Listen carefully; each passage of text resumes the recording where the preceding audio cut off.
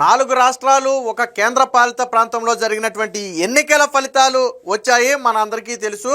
So 2 రాష్ట్రాల్లో అందరి అంచనాలను తలకిందులు చేస్తూ సంచలన ఫలితాలు అయితే నమోదయ్యాయి. ఒకటి వెస్ట్ బెంగాల్లో మమతా బెనర్జీని ఓడించి అక్కడ బీజేపీ అధికారం చేపట్టడం ఒకటైతే, రెండవది తమిళనాడులో ద్రావిడ పార్టీలను కాదని టీవీకే విజయ్ పార్టీ ప్రారంభించిన 2 ఏళ్లలోనే దాదాపుగా ముఖ్యమంత్రి అయ్యే స్థాయికి ఎదగటం అనేది ఒక పెను సంచలనంగా మారింది. ముఖ్యంగా దేశం మొత్తం కూడా ఈ 2 రాష్ట్రాల ఫలితాల మీదే ప్రధానంగా దృష్టి కేంద్రీకరించాయి. అందులో తమిళనాడు రాజకీయాల్లో వాస్తవానికి అంటే తమిళనాడు ప్రజల నాడి అనేది ఎవరికి అందలేదు అని చెప్పడానికి ఒక ఉదాహరణ ఏంటంటే, ఏ సర్వే సంస్థ కూడా విజయ్ గెలుస్తాడు అని చెప్పలేదు. పైగా చాలా సంస్థలు ప్రతిపక్ష హోదా కూడా రాదని చెప్పాయి. డిఎంకే పార్టీ అంటే ఇప్పటి వరకు అధికారంలో ఉన్నటువంటి డిఎంకే పార్టీ మరొకసారి చరిత్ర సృష్టించబోతుంది.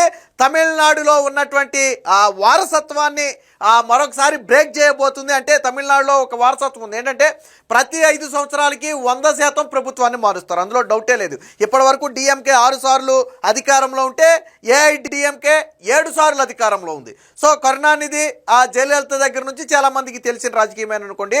బట్ ఈసారి స్టాలిన్ మరొకసారి ముఖ్యమంత్రి కాబోతున్నాడని చెప్పి సర్వే సంస్థలు చెప్పినప్పటికీ కూడా, విజయ్ని ఎవరు పట్టించుకోనప్పటికీ కూడా ఫలితాలలో మాత్రం పెను ప్రభంజనం సృష్టించాడంటే తమిళనాడు ఓటర్ నాడిని విజయ్ పట్టుకున్నంతగా మరెవరూ పట్టుకోలేదనేది అర్థమవుతుంది. మొత్తంగా తమిళనాడుకు సినీ రంగానికి ఒక విడదీయరాని అనుబంధం ఉంది. అంటే తమిళ రాజకీయాలకు సినిమాకి ఒక విడదీయరాని అనుబంధం ఉంది. ఎందుకంటే మనం చూసుకున్నటువంటి రామచంద్రన్ కావచ్చు, జయలలిత కావచ్చు, లేదా కరుణానిధి కావచ్చు, వీళ్ళందరూ కూడా గతంలో సినీ ఫీల్డ్ నుంచి తర్వాత రాజకీయాల్లోకి వచ్చి స్థిరపడిన వాళ్ళే.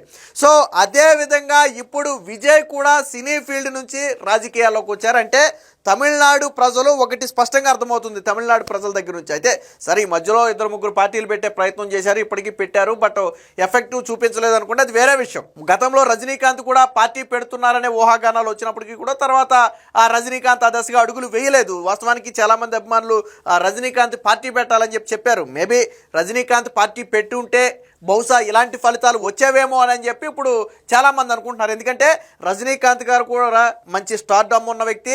ముఖ్యంగా తమిళనాడు ప్రజలు రజనీకాంత్ని దేవుడిగా భావిస్తారు. నైతిక విలువలు ఉన్నటువంటి వ్యక్తి, వివాద రహితుడుగా ఉంటాం. అలాగే ప్రజలకు ఏదో ఒకటి చేయాలనే ఆలోచన తపన ఉన్నటువంటి వ్యక్తి. సో ఇప్పుడు చాలామంది అనుకుంటున్నారు బహుశా రజనీకాంత్ కన్నా గతంలో పార్టీని పెట్టి ఉంటే ఈ పార్టీకైనా సీఎం అయ్యేవాడేమోనని చెప్పి చాలామంది అనుకుంటున్నటువంటి పరిస్థితి. ఏదేమైనా మొత్తంగా విజయ్ అయితే 108 స్థానాలతో అతిపెద్ద పార్టీగా అయితే అవతరించారు. బట్ ఇంకా అంటే మ్యాజిక్ ఫిగర్కు మరొక 10 సీట్లు కావాలి.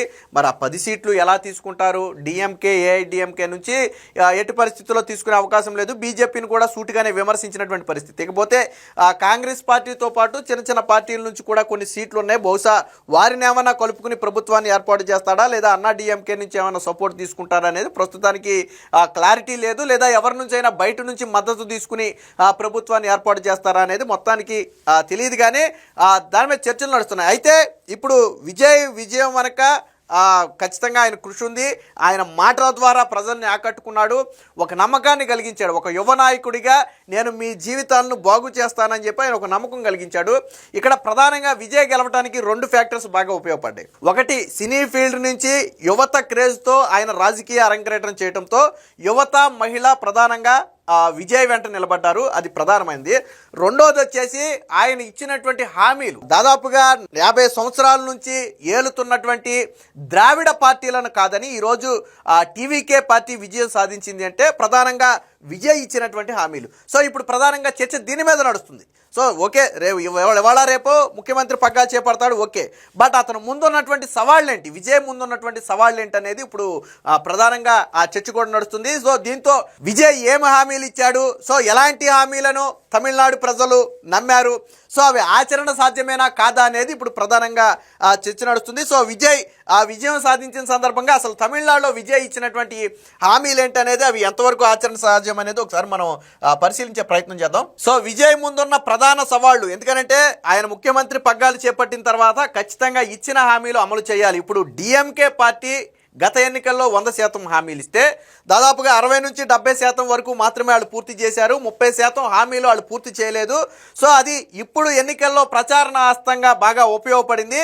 డిఎంకే మేము 70-80% హామీలు పూర్తి చేశామని చెప్పుకున్నప్పటికీ కూడా ఆ పూర్తి చేయని 20% హామీలే ఈరోజు వాళ్ళని వ్యతిరేకించడానికి ప్రధాన కారణం అని కూడా చెప్తున్నారు. కాబట్టి విజయ్ ఇచ్చినటువంటి హామీలు కానీ ఇప్పుడు నెరవేర్చకపోతే సరే ఇప్పుడు గెలుపు బాగానే ఉంటుంది, ప్రమాణ స్వీకారం వరకు ఈ వేవ్ అంతా బాగానే ఉంటుంది. బట్ గెలవటం వేరు, గెలిచిన తర్వాత పాలించడం వేరు. ఫర్ ఎగ్జాంపుల్ మన రాష్ట్రంలో జగన్మోహన్ రెడ్డిని తీసుకుందాం. జగన్మోహన్ రెడ్డి కూడా ఆ రోజు 151 సీట్లతో అతిపెద్ద మెజారిటీ సాధించాడు 2019 ఎన్నికల్లో. కానీ తరువాత ఏం జరిగింది? సో ఇచ్చిన హామీలను అమలు చేయడంలో జగన్మోహన్ రెడ్డి విఫలమయ్యాడు. విఫలం అంటే ఇలాంటి విఫలం కాదు, దారుణమైనటువంటి విఫలమయ్యాడు. ఉద్యోగులకు సిపిఎస్ రద్దు చేస్తాం దగ్గర మొదలుపెట్టి, మద్యపాన నిషేధం దగ్గర మొదలుపెట్టి, విద్యార్థులకు సన్నబియ్యం దగ్గర మొదలుపెట్టి, 2.5 లక్షల ప్రభుత్వ ఉద్యోగాల కల్పన దగ్గర మొదలుపెట్టి, సో ఇలా 1 కాదు 2 కాదు అనేక హామీలను జగన్మోహన్ రెడ్డి విస్మరించాడు. సో ఈ ఫలితం ఏంటి? దాని ఫలితం ఏంటి? 45 సంవత్సరాలకే పింఛన్ ఇస్తానని కూడా జగన్మోహన్ రెడ్డి ప్రచారంలో చెప్పాడు. 2 పిల్లలకు ఆ రోజు తల్లికి వందనం అమ్మఒడి పథకం ఇస్తానని చెప్పి జగన్మోహన్ రెడ్డి అప్పట్లో చెప్పాడు. సో ఇవన్నీ కూడా ఆచరణలోకి రాలేదు. ఫలితంగా ఏమైంది? మొన్న ఎన్నికల్లో ఏం జరిగిందో మనం చూసాం. కాబట్టి ఇప్పుడు విజయ్ కూడా ఏంటంటే తను ఇచ్చిన హామీలు నెరవేర్చుకోవాల్సిన బాధ్యత ఉంటుంది. సో ఇంత విజయం సాధించినప్పటికీ కూడా హామీలు నెరవేర్చుకోకపోతే వచ్చే ఎన్నికల్లో ప్రజలు ఆదరించే పరిస్థితి ఉండదు. సో ఏం హామీలు ఇచ్చాడనేది ఒకసారి మనం ఇక్కడ పరిశీలిద్దాం. ప్రధానమైనటువంటి హామీ, ఇప్పుడు కష్టతరంగా భావిస్తున్నటువంటి కీలకమైనటువంటి హామీ ఏంటంటే మహిళలకు నెలకు 2,500 రూపాయల ఆర్థిక సహాయం తమిళనాడులోని ప్రతి మహిళకు. మరి దానికి ఏమన్నా కటాఫుల్లాగా ఏమైనా పెడతారేమో, మరి వైట్ రేషన్ కార్డు అనో లేకపోతే ఏజ్ కానీ అలాంటిది ఏమైనా పెడతారేమో మనకు తెలియదు. కానీ తమిళనాడులో ఉన్నటువంటి మహిళలకు నెలకు 2,500 రూపాయల ఆర్థిక సహాయం చేస్తానని చెప్పి హామీ ఇచ్చారు. సో ఇదొక భారీ ఆర్థిక వ్యయంతో కూడుకున్నటువంటి హామీ. ఇకపోతే వధువుకు, అంటే కొత్తగా పెళ్లి చేసుకుంటే ఎవరైనా సరే ఆ వధువుకి 8 గ్రాముల బంగారము, ఒక పట్టు చీర ఇస్తానని చెప్పారు. సో ఇది కూడా 8 గ్రాముల బంగారం అంటే ఈ రోజుల్లో ఆషామాషి వ్యవహారం కాదు. అంటే నాకు తెలిసి కాసు బంగారం అనుకుంటా. సో కాసు బంగారం ఇవ్వాల్సి ఉంటుంది. ఇకపోతే నిరుద్యోగ గ్రాడ్యుయేట్లకు నెలకు 4,000. సో 29 సంవత్సరాలు ఏదో పెట్టినట్టుగా ఉన్నారు. 29 సంవత్సరాలు దాటి ఉద్యోగం లేని ప్రతి వ్యక్తికి కూడా, చదువుకుని ఉద్యోగం లేని ప్రతి వ్యక్తికి కూడా నిరుద్యోగ భృతి ఇస్తానని చెప్పారు. ఇది 4,000. సో ఇదొక భారీ హామీగా మారిపోతుంది. సో నిరుద్యోగుల సంఖ్య కొంచెం ఎక్కువగానే ఉన్నట్టుగా తమిళనాడులో చెప్తున్నారు. సో ఇదొక పెద్ద హామీ. సో దీనికి కూడా బడ్జెట్లో కీలక కేటాయింపులు చేస్తేనే కానీ నెరవేర్చలేని హామీ. ఇక వృద్ధులు, దివ్యాంగులకు నెలకు 3,000 రూపాయలు ఇస్తున్నారు. సో ఇది జరుగుతున్నదే కాబట్టి పెద్దగా ఇబ్బంది ఉండదు. ఇక ఏడాదికి 6 వంట గ్యాస్ సిలిండర్లు ఉచితంగా. ఇప్పుడు ఆంధ్రప్రదేశ్లో 3 సిలిండర్లు ఇస్తామని చెప్పాం.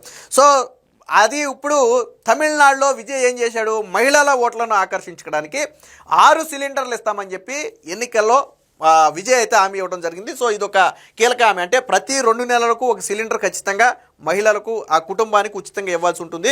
సో ఇది కూడా కొంచెం కష్టతరమైంది, అంత ఈజీగా అయ్యేది కాదు.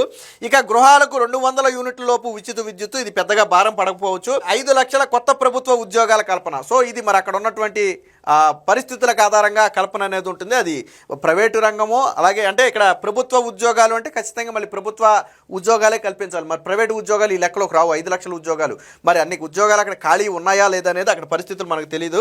ఇక ఉన్నత చదువుల కోసం 20 లక్షల వరకు రుణాలు, ఇది ఒక కీలకమైన హామీ. ఎవరైనా సరే విదేశాలకు వెళ్ళి లేదా ఉన్నత చదువులు చదువుకోవాలి ఎవరైనా విద్యార్థి భావిస్తే వాళ్ళకి 20 లక్షల వరకు రుణాలు ఇప్పిస్తానని చెప్పి ఒక స్పష్టమైన హామీ అయితే ఇచ్చారు.